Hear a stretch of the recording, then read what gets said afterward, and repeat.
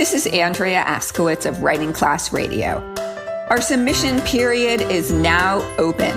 Send us your best personal story, 1,200 to 1,500 words on any topic. Please check our submission guidelines at writingclassradio.com. We pay.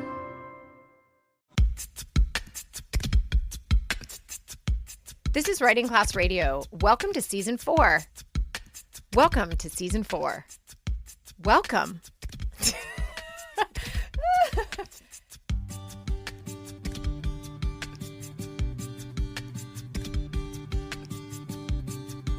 You're listening to Ari Herstand, the man behind our theme music. I'm Allison Langer, a student in the class. I'm Andrea Askowitz, the teacher at the class. Together we produce this podcast, which is equal parts heart and art. You'll hear true personal stories from the students in our class and a little bit about how to write your own stories.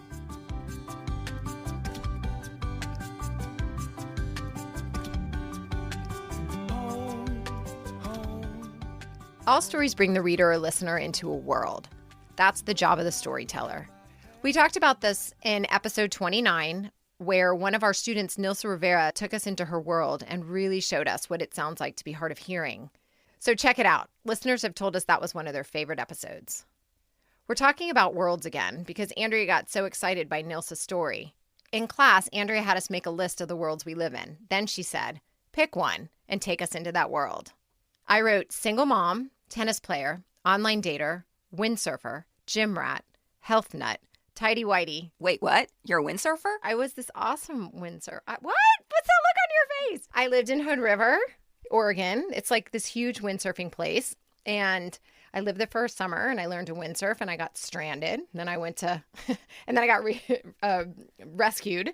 Wait, you just said you were good at it. Well, I got good at it after being rescued. I had to get rescued. I had no idea you were a windsurfer. No. Since I've met you, I've never windsurfed because who the fuck has the time? Wait, back up. Let me finish my list. Okay. So did you hear the gym rat part and the health nut and the tighty-whitey? What is a tighty-whitey? Oh, come on. You don't know what a tighty-whitey? Underwear? No, an uptight white person, like a closet country clubber. Why do you say closet? Because I don't want anyone to know. Shh. No, that's a world. I live in that world. I don't think I'm only that world, but that's one of my worlds. Yeah. Okay. All right. What was your list? My list: mom, daughter, younger sibling, Gemini, though I don't really believe in astrology, Miamian, bike rider, curly-haired person, lesbian, softball lesbian. What I tried to do was get as specific as possible. Like mom is kind of vague. Lesbian mom is more specific. When I hit on softball lesbian, I got really excited to write about that world. So Andrea tells me about her married lesbian world, maybe a little too much, but her old single lesbian life, that's way more exciting. You'll hear more of that later. But first, student Viccy Simon takes us into her world of a minyan, which is a 10-person Jewish prayer group.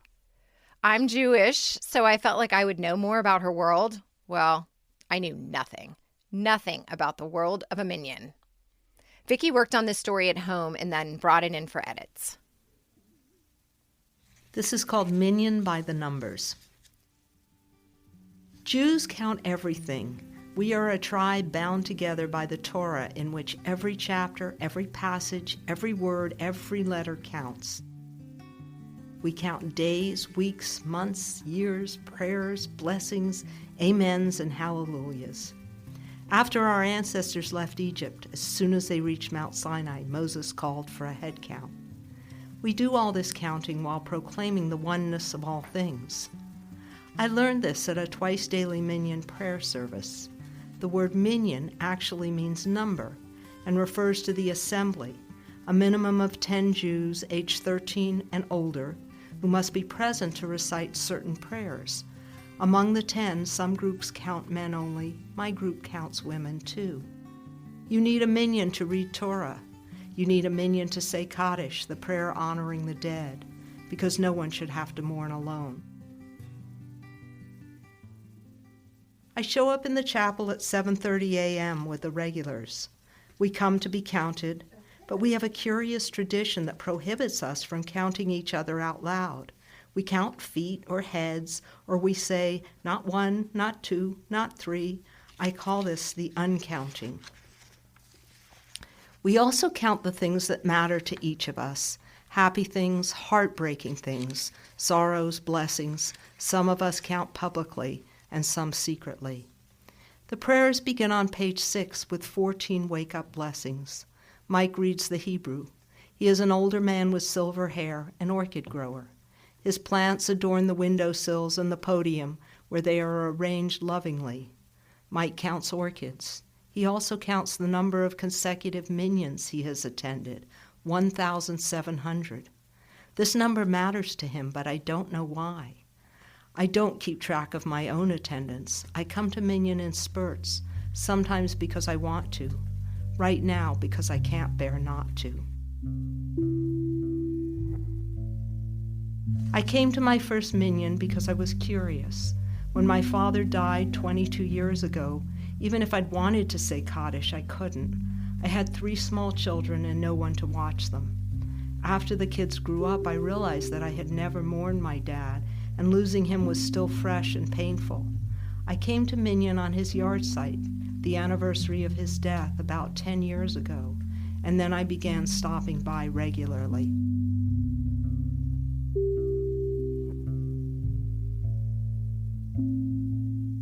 Blessed is the one who gives our hearts the understanding to distinguish day from night. That's the first morning blessing. I take it literally. My morning brain is not primed to decode the symbolism. My favorite among the blessings is number 11, which includes the words, Hamechin mitzadei gaver. Blessed is the one who establishes the footsteps of man. It's the blessing for gravity. It grounds me. When Mike finishes, Dan gets up.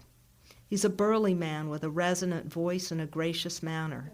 He leads the prayers. Dan took on this role a few years ago after spending 5 years in a federal prison, a white-collar something. I would write to him at the holidays to let him know we were keeping his chair warm. He sent me beautiful cards, hand-drawn by a fellow inmate.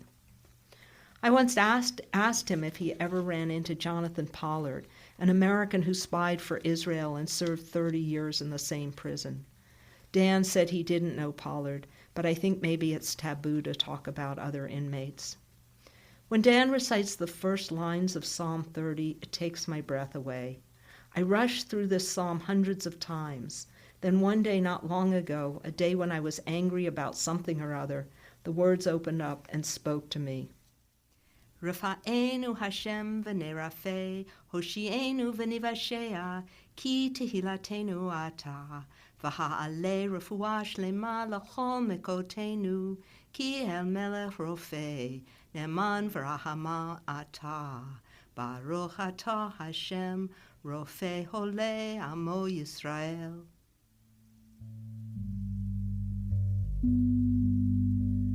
King David the songwriter is frustrated.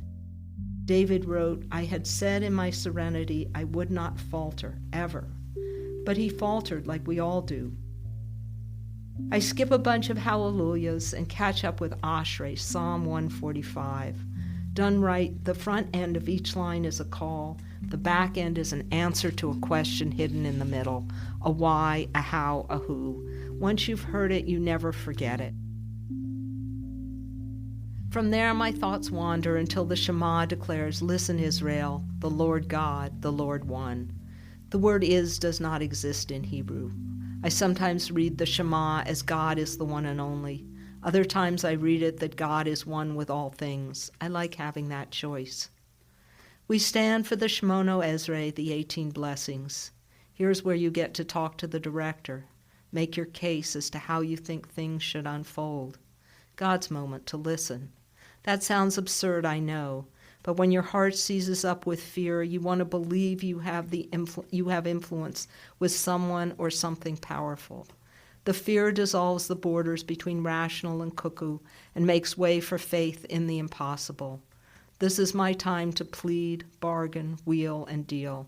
I inhabit the blessing for those in need of healing. More than anything, I want my granddaughter to be healed from the disease that has planted 31 inoperable tumors in her 1-year-old brain.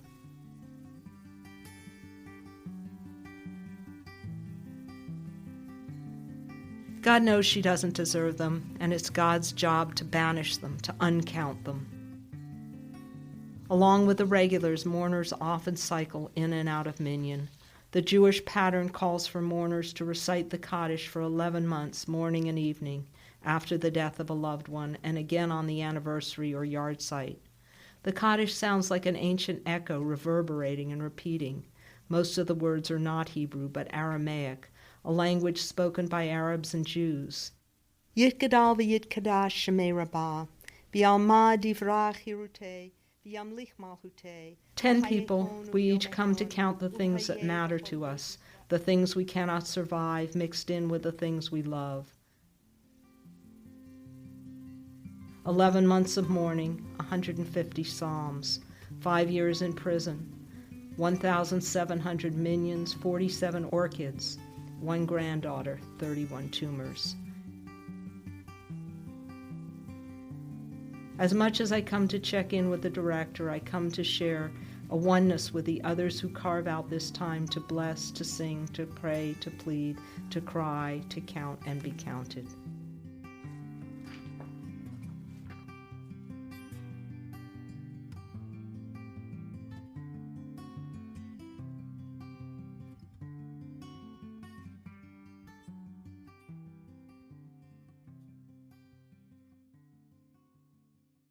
Hey, this is Andrea.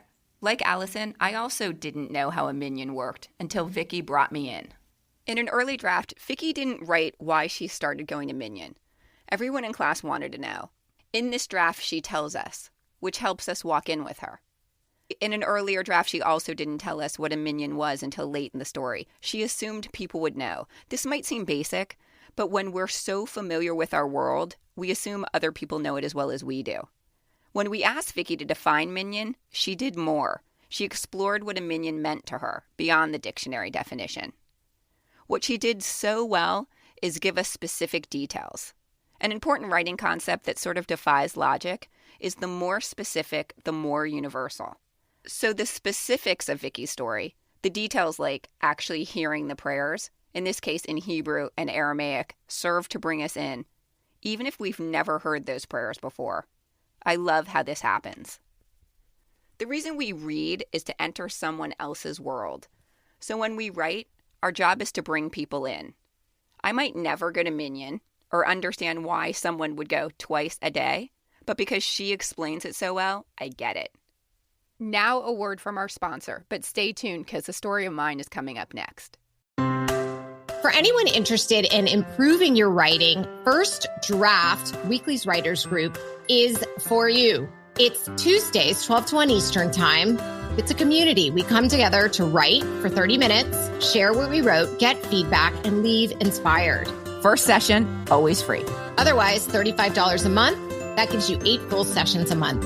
If you are interested in joining First Draft, jump on Patreon/Writing Class Radio. A famous writer called Allison Langer once said, "You'll never know how great your writing is unless you share it at First Draft." I love when you quote me. Hey, it's Allison. We're back talking about worlds. Andrea's up next. My story's also about 10 women, but a different kind of prayer. Here goes.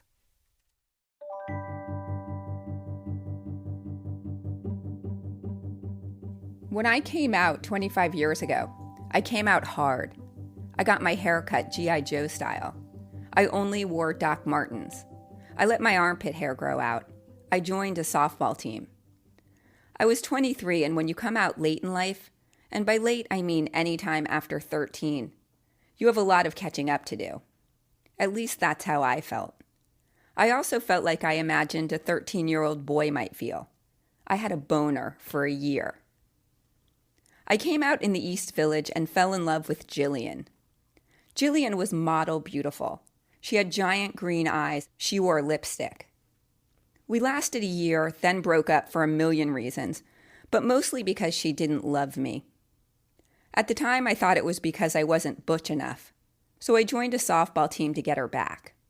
She was the classic lipstick lesbian to my softball lesbian.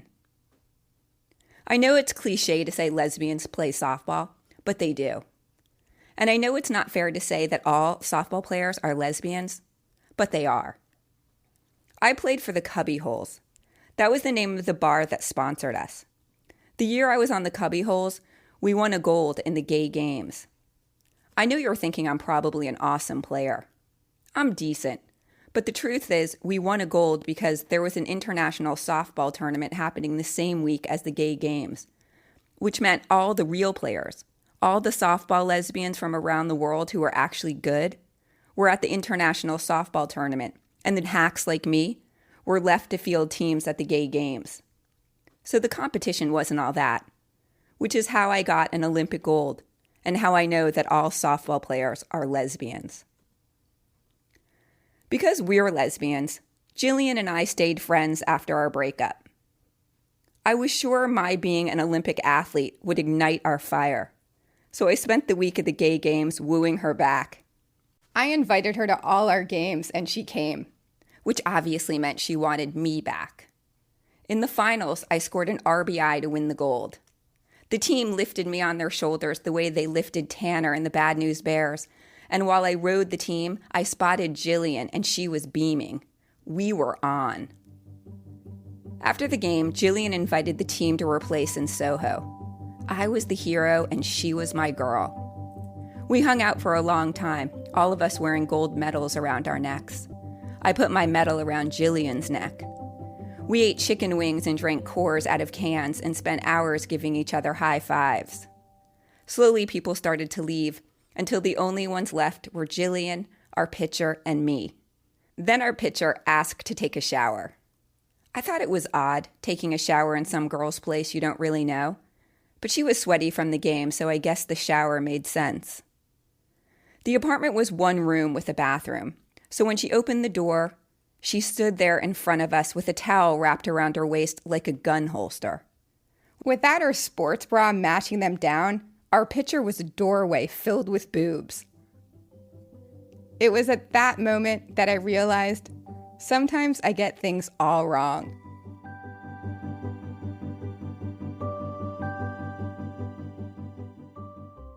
A year later, I moved to Miami. I wore this giant silver ring that had a pearl tucked into the folds of a Georgia O'Keeffe-type flower. My mom took one look at the ring and said, "That's a vagina." In Miami, I was looking for love, so I joined a softball team. Except this softball team was a baseball team. These women would be totally hardcore. I was sure they'd be lesbians and that I'd fall in love.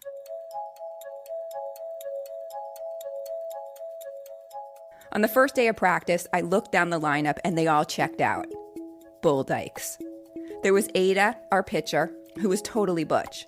She had the boy hair and the too tight sports bra that matched her boobs. Maria, our first base woman, had the same look, like they both spit tobacco into white styrofoam cups. I went for this look too. Though in retrospect, I might not have captured it. The look requires height and girth. I'm only 5'4", and at the time I was 120 pounds with nothing to mash into my sports bra. For a softball lesbian, I was sort of puny. But what I didn't have in stature, I made up for in style. I played shortstop, which requires athletic prowess. It also requires a deep connection with the infield. The shortstop calls the plays, turning two, or plays at first. So Maria and I made a lot of eye contact. She had the prettiest blue eyes. I could handle them from a distance, on the field. But whenever she looked at me in the dugout, I turned totally stupid. I'd been on the team maybe a month when I asked Maria what she did over the weekend. She said, "Watched the Knowles game with some friends." I said, "Did you eat chicken wings? Did you drink Coors out of cans?" Maria said, "I prefer Corona in a bottle." Dang. I thought all lesbians drank Coors out of cans. The problem was, these women never talked about their girlfriends. No one wore a vagina ring. No one ever flirted. One day in the dugout, I pulled my sleeve up over my shoulder to show off my pit hair and casually leaned against the fence with my elbow up. No one hit on me. There was one woman who came to all our games who was really pretty. She had wavy blonde hair and high cheekbones. She wore a bra that looked more like Victoria's Secret than Sports Authority. You could see lace peeking out from her V-neck. She drove a white open-air Jeep. At every game, she and 2 chocolate labs bounced out. It was like an Ivory soap commercial. I thought maybe she was a softball widow, a term for the wives of softball lesbians who are left in the stands all season. But the weird thing was, she never spoke to anyone on the team. She'd just stand behind the dugout with her dogs, and then when the games were over, she'd bounce back into the Jeep and drive away. I tried to play my best for the Jeep girl. Maybe she was the only lesbian in the ballpark. Maybe she'd been walking her dogs and spotted me. Maybe she and I would hit it off and then rent a U-Haul. That's what they say about lesbians, that we meet and move in together a week later. Maybe the Jeep girl and I would become U-Haul lesbians. The season went on with me trying to figure out the sexual orientation of my teammates, and the Jeep girl bouncing away after every game. Maria did mention she had a roommate, which is a euphemism for lover. She told me she went with a friend, also a euphemism, to a 10,000 Maniacs concert. Had she said Melissa Etheridge, I would have known for sure. But maybe I had this all wrong too. Maybe Miami baseball players just look like softball lesbians. Could they really be in this for the love of the game? I was up to bat in one of the last games of the season. I walked through the dugout. As I passed Maria, she looked at me with her dazzling eyes. Then she put her hand on my lower back and very gently led me out. We had a party that night at Ada's house. The Jeep girl ran around refilling plates of chicken wings like she lived there. Some college football game was on the TV in the background. There was not a single man at the party. I cornered Maria next to the cooler, which overflowed with Coronas and bottles and cans of Coors. I said, "Are you guys lesbians or what?" She said, "Duh."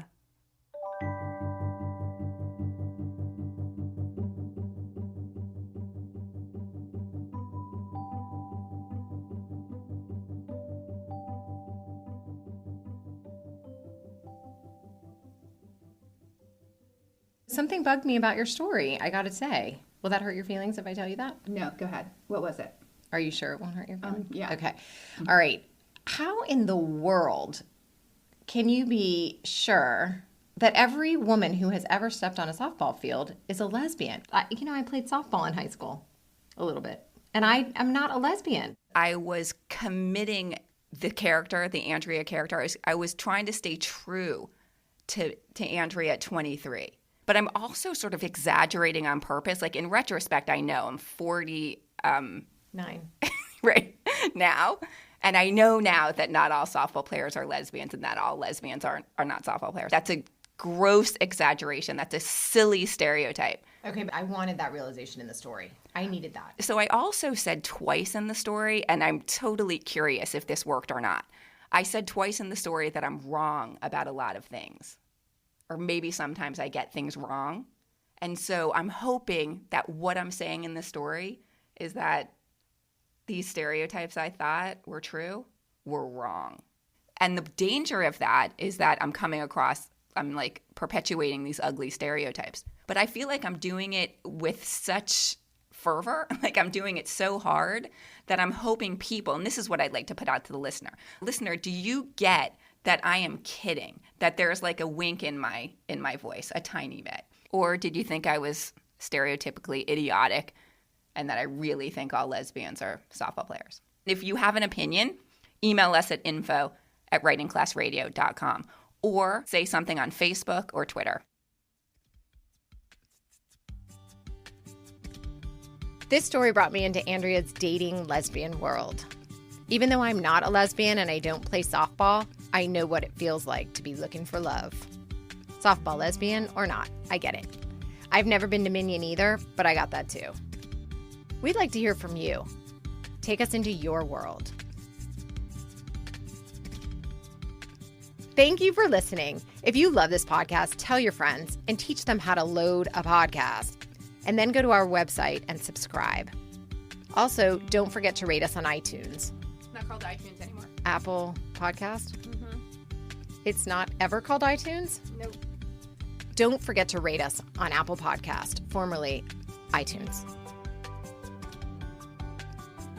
If you have a business or a startup, let Andrea help you tell your story. She'll come to your office and teach all your employees how to better articulate why they do what they do, because stories sell.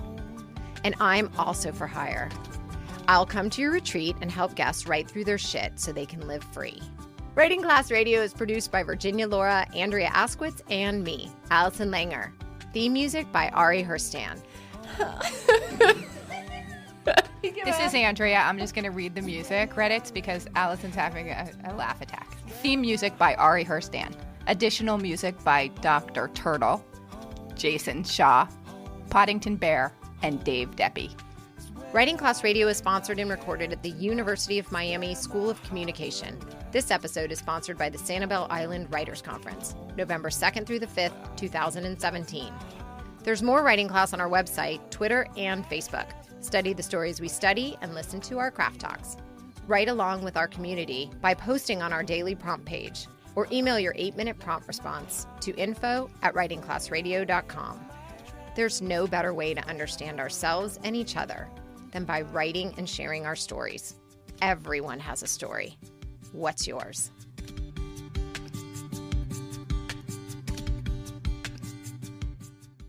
That's a vagina.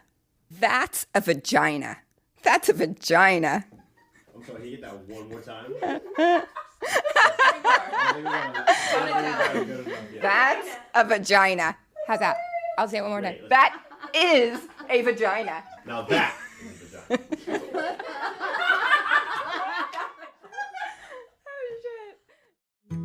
Hi, I'm Avery Rich, host of the Journey into Yoga podcast. I have launched a newsletter called Declutter You.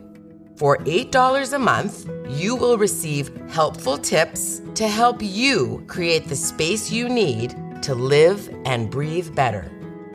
Whether it's closets, junk drawers, or your email inbox, we will declutter you. The newsletter also has a free monthly version as well. Sign up now at averyrich.substack.com.